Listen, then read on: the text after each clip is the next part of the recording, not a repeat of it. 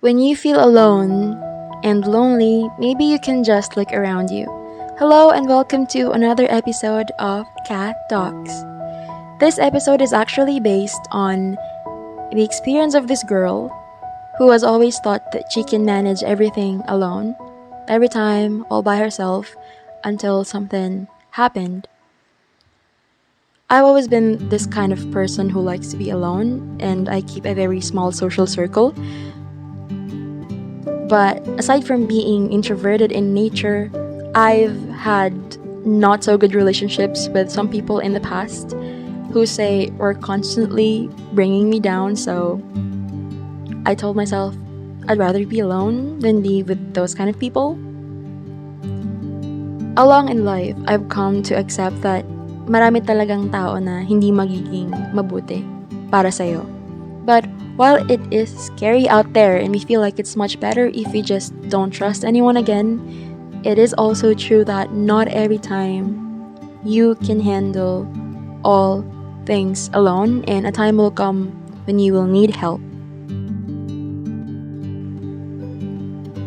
Other people, including me when hurt, tend to isolate. Hindi naman sa wala talaga akong kaibigan. Pero 'di ba may isa't isa lagi tayong friendship na hindi natin ipagpapalit sa kahit ano kasi isa siya sa nagbibigay ng sense sa buhay mo. Tipong kung wala siya, iba talaga yung siguro ibang tao ka. Ganon. And yung tao na yon, yung nawala sa amin, sa akin, we lost her to cancer. She was my human diary. She was one of the very few people I trust and connect with.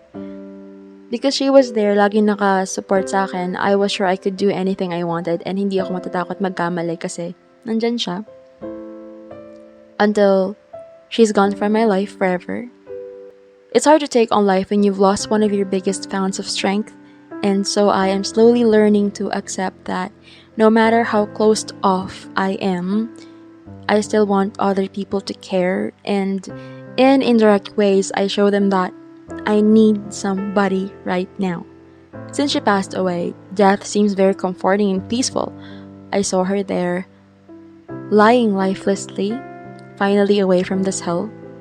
That sight has never left my mind, and since then I cannot stop thinking about death, like it's the only resort to end this torment I will carry as long as I live. I was the type of person who thought of others first before myself. But with what happened, when it happens, when I'm alone, and that familiar yet uncomfortable and hollow feeling creeps in, I become defenseless against my own mind. Although a little scared, I imagine praying for the courage I want to have to leave everyone forever, and mindlessly thrust the knife in my stomach, scream for the last time, do it, and just let everyone find out. But for a reason I don't clearly understand and that I sometimes hate, I know I have to fight, move on with the pain, because I know how painful it is for the ones left to continue, and if I ever do that, I know I'd kill a part of them too when I leave. It's like two people are fighting with each other sporadically inside. One so sad she just want to be selfish, and one a fighter because she knows she's loved and doesn't want to cause anyone pain. And I know I'm not ready for that. I know I'm not ready to die yet. I was just not ready for the pain. Even more for how painful it could get. I mentioned earlier that when we're not used to asking for help from others, we show them we need it in indirect ways. We're so drowned, there are only two options we would gladly accept. Get sucked up deeper by the water, or reach out a hand and let others know you need saving. I need saving. I won't deny it. I cannot make it all alone anymore. I need help. Problems seem to drown me as they keep piling up, and not a single one goes away no matter how hard I try to get it all together. It was, at first, uncomfortable asking for help from someone that's not the person I used to get help from.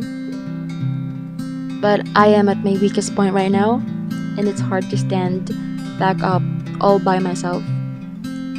What's making me feel worse sometimes is seeing everyone having their best life, kompleto, masaya, habang ako takot, miserable. Life just plainly sucks and full of shit, and to me, we're all just a bunch of people who are in an awful constant search for reasons to live.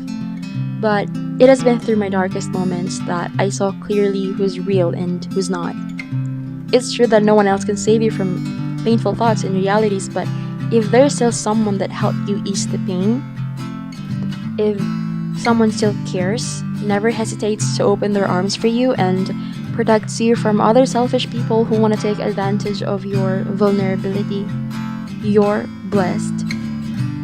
They might be going through some rough stuff too, but they decided to hold it in so they can keep you going. And I'm so thankful that I have that kind of people in my life. Guys, I know you know who I'm talking about. I love you. They're always checking on me, and I want to tell you that you all are keeping me alive.